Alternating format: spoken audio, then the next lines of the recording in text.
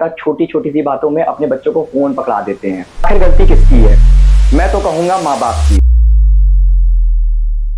आजकल के ज़माने में हर किसी के पास फ़ोन है। छोटी सी उम्र के बच्चे स्क्रीन के गुलाम बन गए हैं।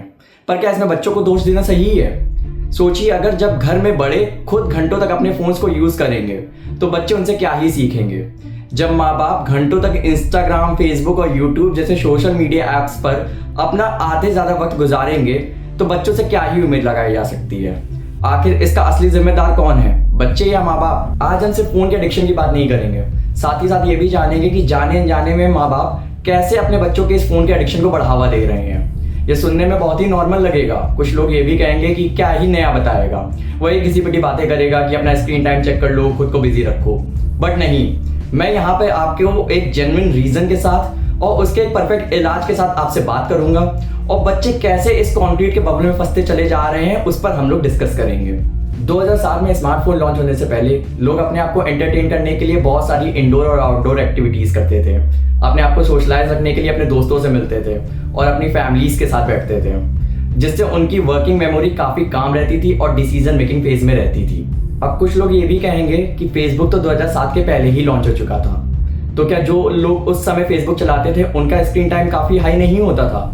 तो मैं आपको बता दूं, उस समय लोगों के पास कंप्यूटर्स काफ़ी कम होते थे, जिससे उन्हें कैफेज में जाकर पर आवर बेसिस पे पेमेंट करके ही कंप्यूटर चलाने को मिलते थे, और वो सोशल मीडिया ऐप जैसे फेसबुक को यूज़ कर पाते थे, और उनका स्क्रीन टाइम इसी वजह से काफ़ी कम हुआ करता था। स्मार्टफोन आने से लोगों को एक एक्सेस मिला। जितना पैसा लोग इंटरनेट कैफेज में देते थे उतने में तो वो एक दिन का इंटरनेट का रिचार्ज ले लेते थे। 2007 में टेक्नोलॉजिकल एक्सप्लोजन हुआ, स्मार्टफोन्स मार्केट में आने लगे और व्हाट्सएप जैसे मैसेजिंग ऐप्स ने पूरी दुनिया बदल दी। इसका बड़ा इम्पैक्ट पड़ता है हमारी प्री फ्रंटल कॉर्टेक्स पर, जो कि हमारी सोचने, समझने और डिसीजन मेकिंग की एबिलिटी को कंट्रोल करती है। सोशल मीडिया में लगातार वीडियो सर्कुलेट होते रहते हैं। ये डिफरेंट इमोशंस के होते हैं। ये कभी हमें बहुत ज़्यादा एक्साइटमेंट देते हैं, इनसे कभी हमें बहुत ज़्यादा खुशी होती है तो कभी बहुत ज़्यादा दुख भी होता है।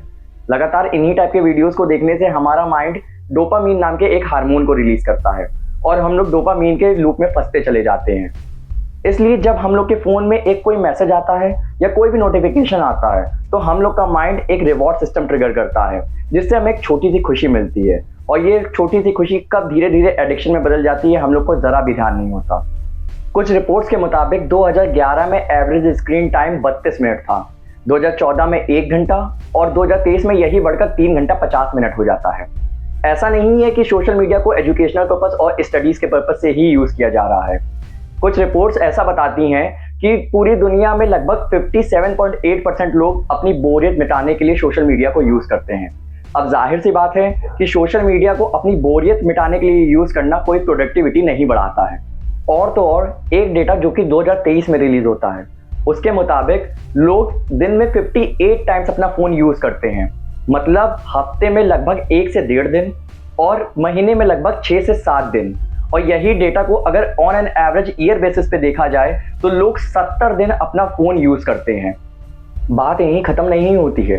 कंट्रीज़ के यूथ की मेंटल स्टेट को हैम्पर करने के लिए शॉर्ट वीडियो फॉर्मेट यानी 15 से 30 सेकंड तक के वीडियोस को लॉन्च किया जाता है। ये कॉन्स्टेंटली दिमाग को हाई डोपामिन हिट करते हैं। इससे इंसान की अटेंशन स्पैन काफ़ी कम हो जाती है और डीप थिंकिंग लेवल काफ़ी वीक हो जाता है, और लोग अनरियलिस्टिक बातों पे काफ़ी खुशी महसूस करने लगते हैं, जिससे उनको रियल में खुशी का अनुभव होना काफ़ी कम हो जाता है। इसके एग्जाम्पल के तौर पर आप इंस्टाग्राम की रील्स, यूट्यूब के शॉर्ट्स और टिकटॉक के वीडियोस को ले सकते हैं, जिसमें लोग अपने घंटों बर्बाद करते हैं। हार्वर्ड यूनिवर्सिटी के एक स्टडी के मुताबिक अगर हम लोग सोशल मीडिया का बहुत ज़्यादा कंजम्पशन करते हैं तो हम लोगों का IQ लेवल काफ़ी गिरता चला जाता है। हम में एंजाइटी और डिप्रेशन जैसी बीमारियां भी देखने को मिलती। और इस वीडियो को जो माता पिता देख रहे होंगे वो यही सोचेंगे कि हमने ऐसा क्या कर दिया जो इन लोगों ने इस वीडियो का नाम रख दिया how parents are failing India's future. वो ये सोच रहे होंगे कि हम तो बच्चों को फ़ोन पढ़ाई के पर्पज से देते हैं और उन पर दिन भर नज़र तो रख नहीं पाएंगे क्योंकि हमें भी बहुत काम होते हैं।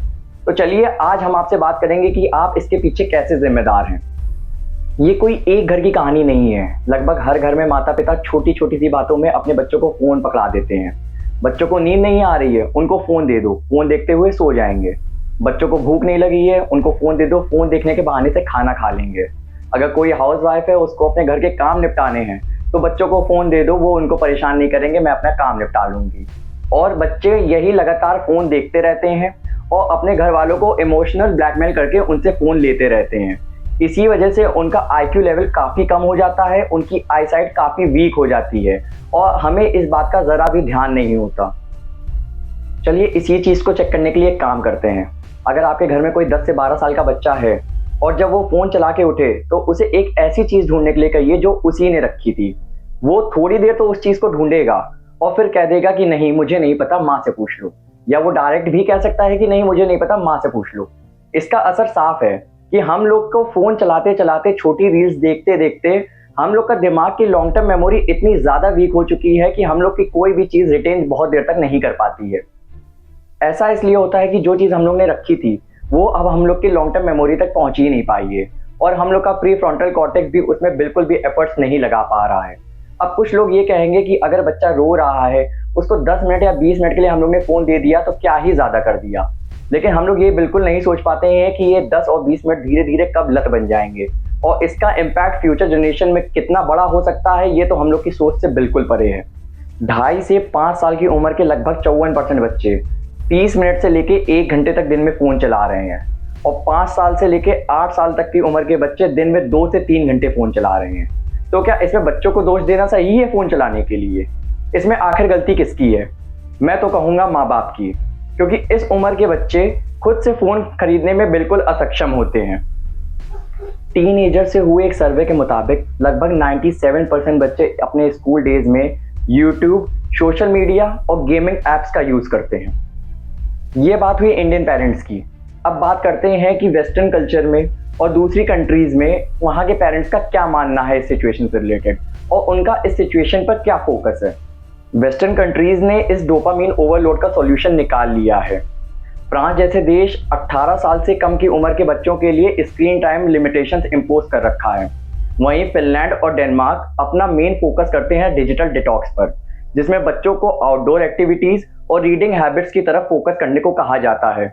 वहीं चाइना ने अपनी यंग जनरेशन के लिए स्क्रीन टाइम लिमिट इम्पोज कर रखा है, जिससे वहाँ के बच्चों की मेंटल हेल्थ और ब्रेन फंक्शनिंग काफ़ी अच्छी रहती है।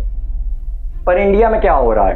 पेरेंट्स को ये भी नहीं पता है कि उनके बच्चे बेवजह 5 से 6 घंटे तक स्क्रीन को स्क्रॉल करते रहते हैं।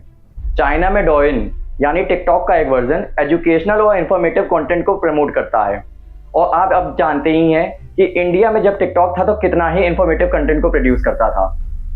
बात ऐसी है कि चाइनीज गवर्नमेंट कुछ ऐसे ऐप्स को प्रमोट कर रही है जो कि उनके कॉम्पिटिटर देश के बच्चों के ब्रेन को स्लोली डैमेज करता चला जा रहा है।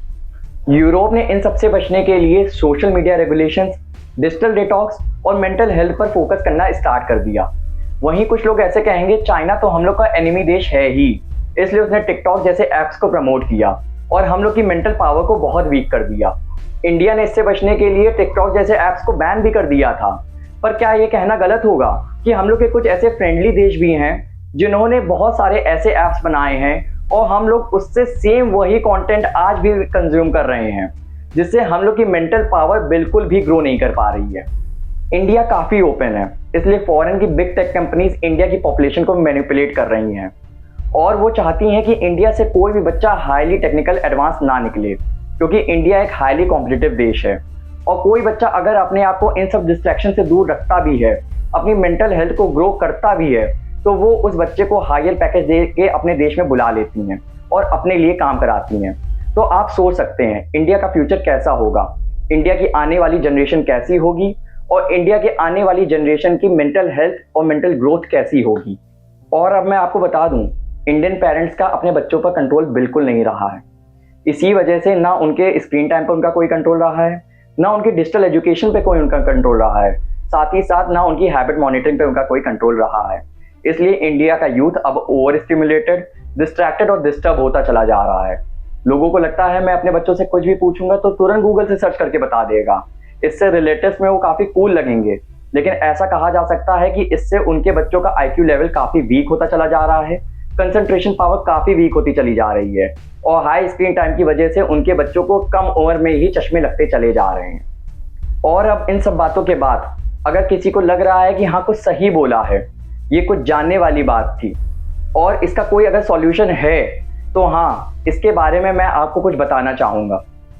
पेरेंट्स को अपने बच्चों का स्क्रीन टाइम काफ़ी कम करना होगा, डिजिटल डिटॉक्स के कॉन्सेप्ट को अपने घर में लाना होगा, एजुकेशन सिस्टम पे जो भी टेक्नोलॉजिकल इन्हांसमेंट हुआ है उसका सही इस्तेमाल करना होगा। यूथ को सोशल मीडिया का ज़्यादा यूसेज के बारे में बताना होगा, उससे ब्रेन पे क्या इम्पैक्ट हो रहा है ये भी बताना होगा और उसके सारे नुकसान बताने होंगे। और एक इम्पॉर्टेंट बात, अगर अब भी आपका बच्चा फ़ोन मांगे, जो कि अब तक मांगता चला आया है, तो उसको फ़ोन दें, लेकिन फ़ोन देने से पहले उसमें ग्रे कलर करेक्शन नाम का एक मोड ऑन कर दें। इससे बच्चों को स्क्रीन देखते समय जो एक्साइटमेंट होता है वो काफ़ी कम हो जाएगा, उनको स्क्रीन देखना काफ़ी बोरिंग लगने लगेगा और इसी वजह से उनका स्क्रीन टाइम भी काफ़ी कम होता चला जाएगा। अगर अब भी हम नहीं सुधरे तो इंडियन यूथ बस एक स्क्रॉलिंग जनरेशन बनकर रह जाएगी, जिसमें सोचने की ताकत बिल्कुल नहीं होगी, बस डोपामीन चाहिए होगा। अब समय आ चुका है कि पेरेंट्स वेकअप कॉल लें और बच्चे अपनी डिजिटल हैबिट्स को सुधारें।